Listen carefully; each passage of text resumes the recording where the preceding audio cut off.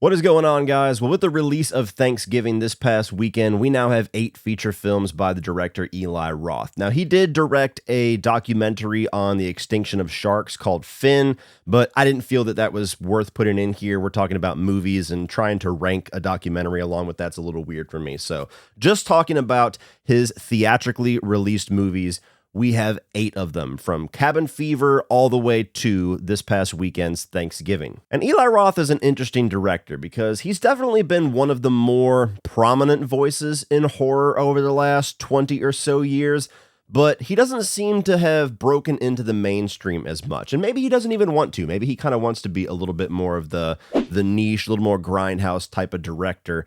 But for as much as he has done that has really made a splash in the horror scene ever since 2002, 2003, he always seems to be one of those directors that doesn't get mentioned as much as people like James Wan, or even somebody who's only done 3 films like Jordan Peele.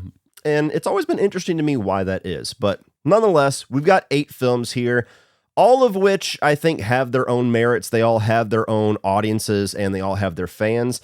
All except for one, I would say I like. None of these are movies that I love, but almost all of them I like. And starting off at number 8, the only one on this list that I would say I do not like is The Green Inferno. Now, this came out and was very obviously a homage and a movie made out of inspiration of some of the cannibal films from the 70s and 80s. Most obviously, like Cannibal Holocaust, a movie that I still have not seen, don't really have an interest in seeing, but a pretty infamous movie for all of its controversy. And this is trying to pretty directly pay some homage to all of that. You have a group of national activists, people that are environmental activists that are trying to protest the tearing down of the rainforest, and they end up getting their plane crashed in the middle of said rainforest and get captured by a group of indigenous people who are cannibals. And one by one, they all meet a pretty grisly fate. And while that's certainly an interesting and terrifying concept, for me, The Green Inferno is a showcase of all of Eli Roth's worst tendencies as a filmmaker. Now, pretty much all of his movies have these flaws to a certain extent. I think his biggest issues as a filmmaker, for my own personal taste, is that sometimes I find that he goes too far with his violence and his gore just for shock value. And while it's effective at shocking you, beyond that, I don't find it to be all that worthwhile. I don't care for shock value so much past a certain point. As far as his writing, I never really care for his dialogue. I never really care for the way that he writes his characters. I think most of his characters end up being unlikable and douchebags. And I also find his sense of humor to oftentimes be a little bit juvenile for my own personal taste. All of those are prevalent in The Green Inferno. The violence is extreme, the gore is extreme, and it's purely to shock you and gross you out. And as I said, I just don't get a lot of value out of that past a certain point. And the way that he writes all of these characters that get captured by this tribe, I don't think any of them are likable. Some of them are downright just despicable characters. And the writing tones that he goes for in this movie are so strange to me, to where he wants to be really visceral and intense and shocking with the gore and the violence, and at the same time have this very lowbrow juvenile sense of humor throughout that they're combating tones. I mean, you'll have a scene where a guy is literally getting his eyeball torn out, his tongue ripped out, people are chewing on his flesh, and he's getting his limbs severed. Followed a couple of minutes later by a scene where a woman gets the bubble guts, runs into the corner of their cage, and shits in the corner for like a solid 30 seconds with like the most cartoon shit sounds you've ever heard in your life.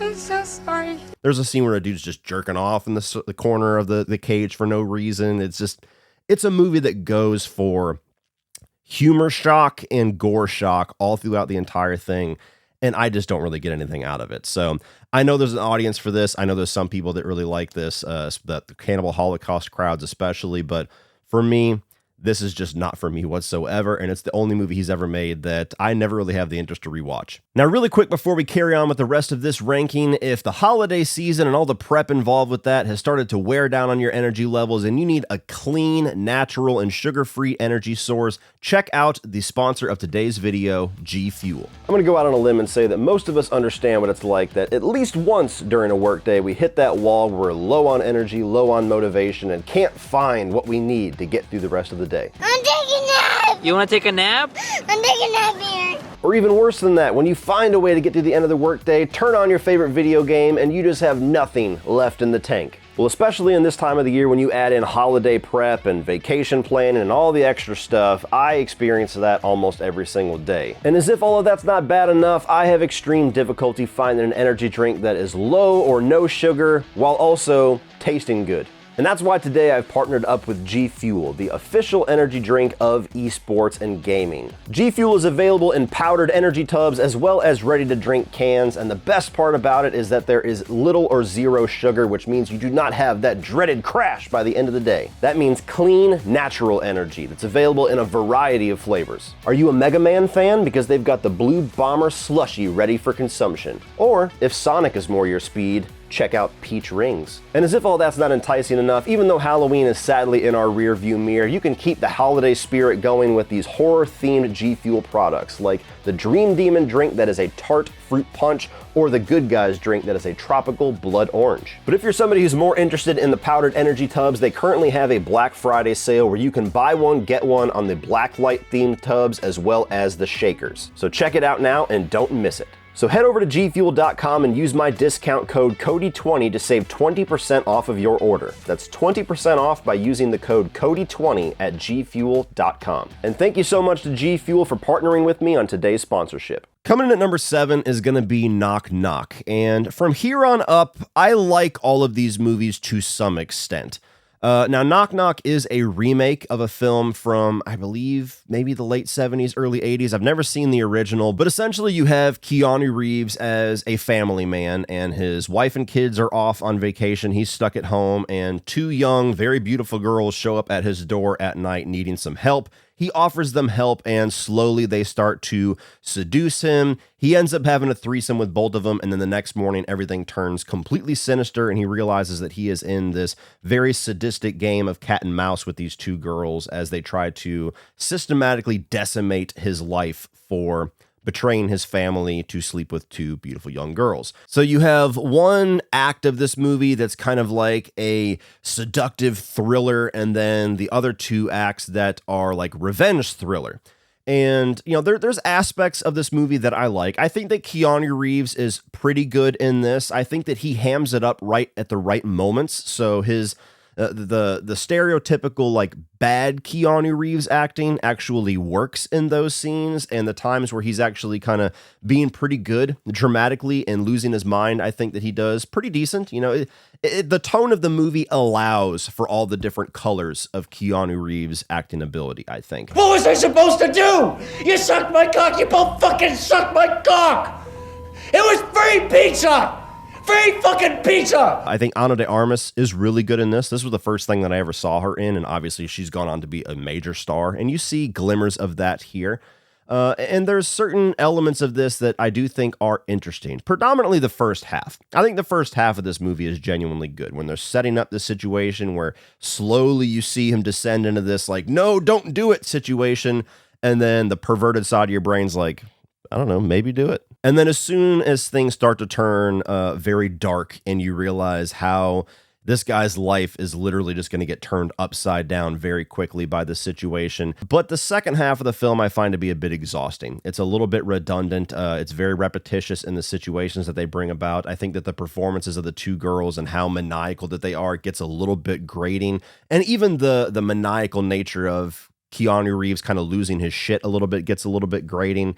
And so it's a movie that felt like it had enough in it to do like a really good horror thriller short film, but stretched out to feature length, it's a little bit too much for me. So this it's good enough if you like these types of movies. There's a lot of entertainment value to be had here, but I don't feel like it goes far enough to really make an impact as far as the gore or the violence. I don't think that it's entertaining enough throughout the entire runtime to merit very many rewatches, so this one is just fine for me. Coming in at number 6 was the only first-time watch on this list, aside from Thanksgiving, obviously, and that is The House with a Clock in Its Walls. And this is the oddball on this list amongst a bunch of very adult, sex-fueled, and gore-fueled horror and thriller movies. You have a family fantasy film. And the way that I'll describe this movie, to me, it was kind of like Harry Potter and Haunted Mansion got together and had a baby. You have Jack Black as this warlock and Cate Blanchett as his best friend and neighbor as a witch. And they have this kid that, Jack Black, it's like his nephew, and he has to take custody of him. And there's this mystery going on about this house and this clock that's hidden in its walls that they're trying to find. And there's this old wizard, kind of like Voldemort, that was laid to rest, and his return is lingering. It was an interesting movie. I watched it with my girls. One of them checked out immediately. The other one watched most of it and was pretty engaged and eventually left. So I guess it's got a 1 out of 3 success rate at keeping attention in the household. But nonetheless, it was fun enough. It was Jack Black is always charming, so he held my attention throughout most of it. I think that it's a pretty well directed movie. I think it's actually in argument to be maybe Eli Roth's best directorial effort. It's just the subject matter of the movie and the type of movie that it is that has it this low. It's a little bit unfair that it's this low, because I think it's a better made movie than maybe 2 or 3 movies that are above it on this list, but it's not the type of movie that I would ever rewatch again. And as far as me diving into more family-friendly movies, that type of subject matter, the wizards and warlocks and fantasy stuff, that's always kind of my least favorite subgenre when I'm diving into family-friendly stuff. So it's well done. If somebody had this at the top of their ranking, I wouldn't argue it whatsoever. It's just not really my thing. Coming in at number 5 is going to be Cabin Fever, the first film directed by Eli Roth. And, back when this first came out, I think I was 13 when I first saw this. I liked it quite a bit. Over time, as I've watched it, I rewatched it last night for the first time in at least 4 or 5 years. It's diminished a bit for me to where the things that I like about it, I still like very much. But the thing that I have never really liked about this movie and always been a bit puzzled by, it grates on me a little bit more as I rewatch it. So this is essentially a cabin in the woods type film. And to a certain extent, it's going for the slasher approach if the slasher killer was just this flesh-eating disease. And I think that concept and the approach that Eli Roth takes to it is actually really cool. It was very refreshing for the time. There's no question why, when this movie came out, he got so much attention. And to me, that aspect of it is still the best side of it. That approach, that concept, the gore and the practical effects that goes along with that. Even some of the way that he pays very direct and indirect homage to certain things. This movie has got elements of Texas Chainsaw in here. There's a shot right under Serena Vincent's ass as she's walking towards a house that's straight out of Texas Chainsaw. You have Evil Dead in here, and a camera movement when you're in like this dog's red POV is very much kind of like that, the spirit going through the woods in Evil Dead. You've got Deliverance here with townsfolk. So I think that he does a good mix of obviously bringing in his influences that fans will recognize immediately, but not doing anything too direct where it feels almost like blatant, kind of taking the Quentin Tarantino approach to a certain degree. And those two are obviously influenced and friends with each other. So that makes sense. The parts of this movie that I've never really cared for is kind of, again, we're going to be a broken record here, is the dialogue and the characters and the sense of humor. So the characters here, you got a lot of recognizable people in this cast. You have Sean Hunter, who was the reason I rented this movie in the first place. I saw the teaser trailer for it and I was like, was that fucking Ryder Strong? Holy shit. So I've always liked him in this movie. He's the only character in the movie that I genuinely like. He's the only one who's not some form of douchebag. You've got the guy from Detroit Rock City, I'm forgetting his name, but the guy that played kind of the dumb one who has the Stretch Armstrong doll. You got Serena Vincent in here, obviously. So I've always liked the cast.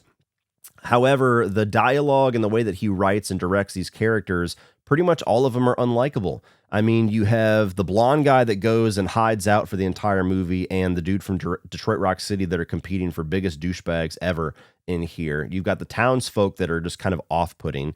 You have even the two women in the cabin. You got one of them that's playing like the innocent girl next door who feels so out of place in this group of friends that you don't even understand why she's there. And then Serena Vincent's playing the sex pot character. And so really, as I've said, Ryder Strong's character is the only one that I've ever really cared for in this film. And luckily he's the final guy, so you stick with him for quite a long time. But characters have always been off-putting. The dialogue that they're given doesn't help that. And the sense of humor here is very odd. I mean, all the way through it. I mean, you've got Eli Roth's cameo here where he's the guy with the dog. He's like, come on, Dr. Mambo. Oh, he's a professor of being a dog. Faced. I mean, it's very odd humor that he obviously thinks he's funny. And I'm sure some people think that he's funny. I'm just not one of them. Even the thing with the townsfolk where you got Dennis, the kid sitting on the bench. Pancakes! I've never understood the point of that scene. And I know there's some people out there that they're going to say that's what makes Cabin Fever Cabin Fever. Those are the most memorable and iconic moments. For me, they've always felt weird. They've always stuck out like a sore thumb in a bad way.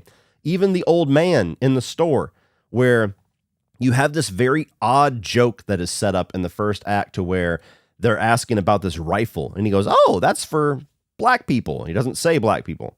And you're like, oh, what's that about? Okay, they're racist rednecks. Weird. And then at the end of the movie, like literally the last shot of the movie basically is that you have them revisiting that, and the old man's in the store with a rifle behind him, and a group of black people walk in, and he's like, hey, here's your rifle. And it's like, okay, so you set up a joke to where we thought they were racist, but the rifle's actually being purchased by black people. Like, what a weird joke.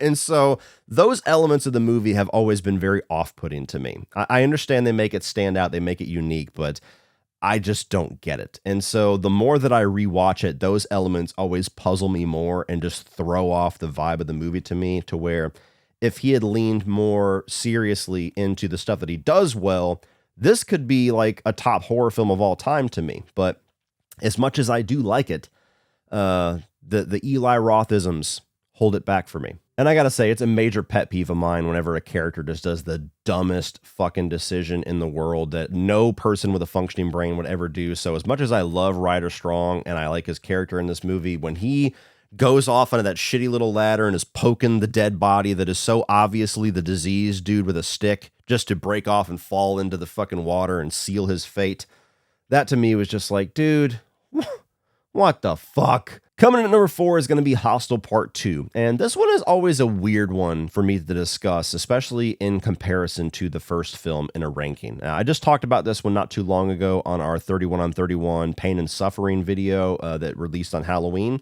If you've not seen that, please check out this card up here. We talked about Hellraiser, Wrong Turn, Saw, and the Hostel films. But Hostel Part 2, there's a lot about this movie that I think is easily better than the first film. And in certain ways, is the most ambitious movie that Eli Roth has ever done, in a writing standpoint and in a character development standpoint. And in other ways, I find it to be a little bit too redundant of the first film and not nearly as impactful as the first film. So I always have a bit of a battle to where part of me thinks it's better and part of me thinks that it's not better than the first film.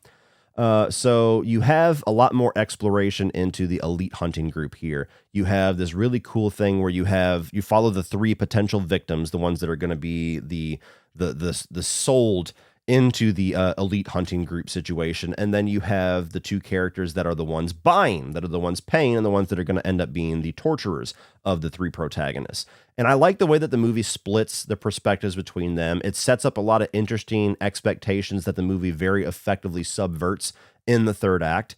I think that it also goes into playing a little bit of commentary into American culture and things like that pretty well as well.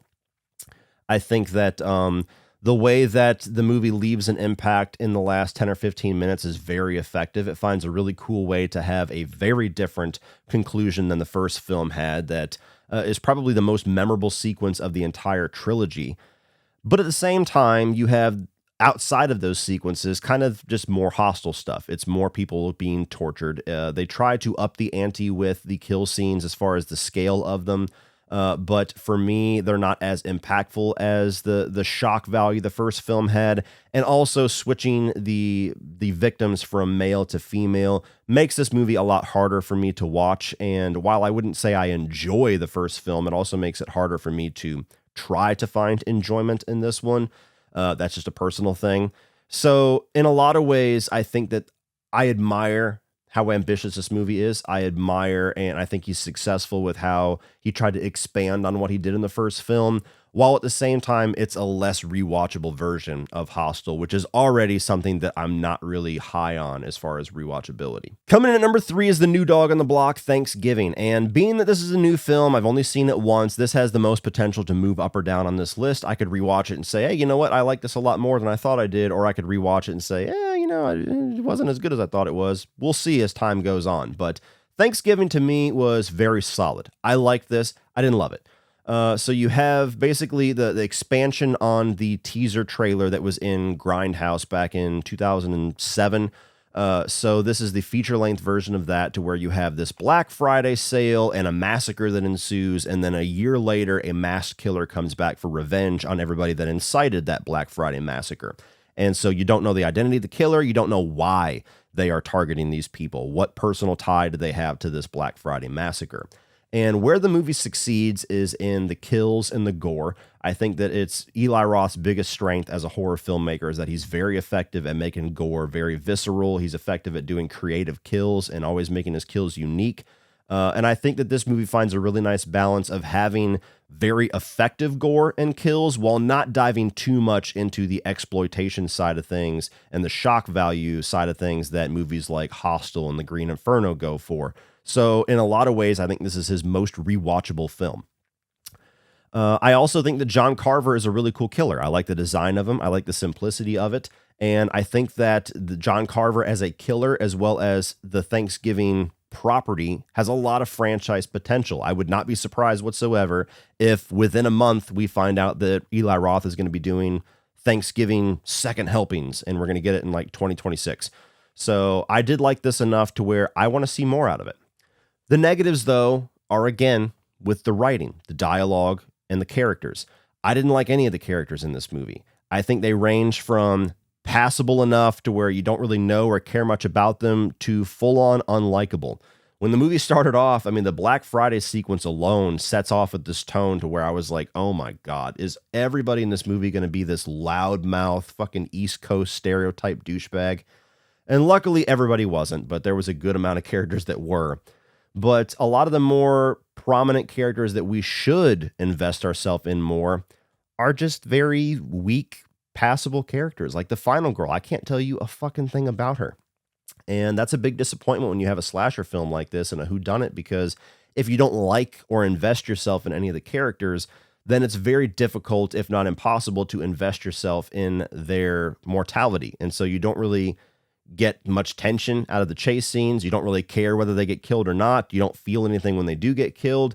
And then also, if it's a scene that's not focusing on a character being chased or killed, then they're a bit of a chore to get through because the characters and the dialogue is just not really all that good. So that was the big element that was missing in this. I think if you had really entertaining characters or characters that I liked or could remember anything about them, that might have been enough to push this into a bit of a higher grade for me, to where I could have almost said this is easily Eli Roth's best movie, and it's definitely an instant, like, November classic to me. I'm going to watch this every November from now on. But that was just a major chunk taken out, that I'm a story and characters guy first, and so that's a big casualty for me. I won't get into any details with this either, but I also felt there was a bit of a missed opportunity for some commentary on the holiday. They dive into it slightly with the opening, and then I feel like it's kind of missing from the rest of the movie when there were very clear spots where you could have worked that in. But nonetheless, I liked this movie. I had a good time with it. As a slasher fan, it delivered most of what I want from a slasher. I was missing the character element here. So I do look forward to watching this and checking it out. It might raise up the ranks a little bit. I do want to see more of it, but wasn't an instant classic, wasn't the instant best on this list like it was for seemingly some others that saw it this weekend. Coming in at number 2 is Hostel, and I've talked about this a couple of times here recently, so I won't reiterate the story in full detail, but this movie is always really high on my list when I'm talking about movies like this, or if I'm just talking about Eli Roth's films, because of the impact that it made on me and the lasting impression that it left with me of my first time seeing this in theaters. This is the only movie I have ever seen that shocked me so much that I actually almost felt sick. To where me and my dad saw this, we kind of walked in blind, and I had never seen anything like this up to that point that just leaned so far into the torture. You know, we hadn't really had all the Saw movies yet. We hadn't had the Hostel sequels. You know, gore and violence in movies has gone significantly further since the early 2000s, even with things like Game of Thrones, to where shock value, we're a bit numb to it nowadays. But when I was 14, 15, however old I was when I saw this, this was the most extreme thing I'd ever seen by a landslide. And when I left the theater, I felt physically ill and like emotionally numb. We couldn't even listen to music on the way home. Like we had to like go to like a happy place in our mind for the drive home. So it will always have a big lasting impression on me for that. I think the movie is very successful at playing on the fear of being a fish out of water, playing on the fear of being out of place or being somewhere where you're not in control or you don't know where to go or who to turn to. It's not a crippling fear by any means, but that's absolutely a bit of an anxiety that I have sometimes. I like being in familiar settings and being in control to a certain degree, and this movie strips all that away. So I think it's really effective at being a really tense and sickening experience for people that have that anxiety. It's very effective with its gore. The practical effects are stomach churning. It's not a lot by today's standards when you have things like Terrifier 2 out there, but at the time it was pretty fucking gnarly. It was pretty crazy. Where the movie falters quite a bit is, again, in the writing, in the dialogue, and in the characters. You have a group of people here who essentially are like the extreme stereotype of American frat boy, to where they essentially just want to find drugs and pussy. That's their entire character development for most of the movie. And so I think there's a bit of entertainment value to be had with that. I mean, this movie literally earns, and I think they even created the term because of this, of torture porn, because the first act is basically like a Skinamax movie and the other two acts are like a torture movie. So they could have done better in the character department. Eli Roth could have made this, in my mind, a horror classic if that was just a little bit better. But it's not. And so this is a movie that I'll always like and I'll always appreciate and I'll always have a story to tell whenever we're discussing it. But it's not a movie that I ever really care to rewatch all that much. And it's not a movie that I would recommend to very many people. So while it's very successful at what it's trying to do is not something that's going to work itself into my rotation of what I watch very often. But now we have my number 1, which undoubtedly is going to be a pretty controversial pick because I don't really hear much positive said about this movie ever. And that is the Death Wish remake with Bruce Willis. Look, I feel like this movie was dealt an incredibly bad hand with bad timing. This came out at a time where the country was very heavy on anti-gun. You know, we had just had a shooting, I think when the trailer dropped or when this movie was supposed to release. The movie was completely overshadowed by the political controversy. And a lot was hailed at this movie because of that was completely undeserved. How many movies do we get throughout movie history that have guns and have violence in them? But for whatever reason, this was like public enemy number 1 at the time. And even the reviews that did come out of it from people who were supposed to be professional and unbiased, you could just see political biases all over the place in the early reviews of this movie. They're just assigning political things to this and assigning agendas to this that are so obviously not present in the movie whatsoever. This is an old school throwback 70s, 80s violent action film. And that's all that it is. It's not trying to make a statement on anything. It's just trying to be an entertaining, gory revenge movie starring Bruce Willis. And for me, as a Bruce Willis fan, as a massive fan of old school violent action films, and had an itch that very few movies scratch because that's a subgenre that doesn't really get put into production very much nowadays, I really like this movie. I checked this one out with my dad, who is also a massive fan of all those things. And I think me seeing it with him certainly added to that, because you start getting into the revenge side of it. You start getting into the violence and him crushing dudes' heads with cars. And we're like, yeah, high-fiving and shit. You're not going to kill me. No, Jack is. It's just, that's our kind of stuff. And so I really like this. And when I walked out of it, it was one of those movies where I was like, what fucking movie are all you people seeing? Like, worst of the year, worst remake ever, worst of Eli Roth. Bullshit. What fucking movie did you guys watch? And so this was one that I remember just feeling like I had to come out and defend it with full barrels blazing.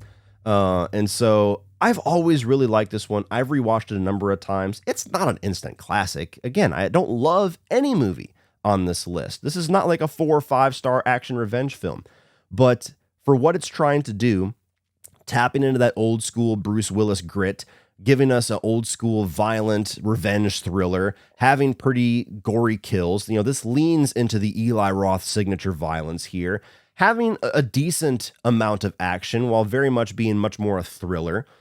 Even Vincent D'Onofrio shows up in this as a really cool character, who's his brother.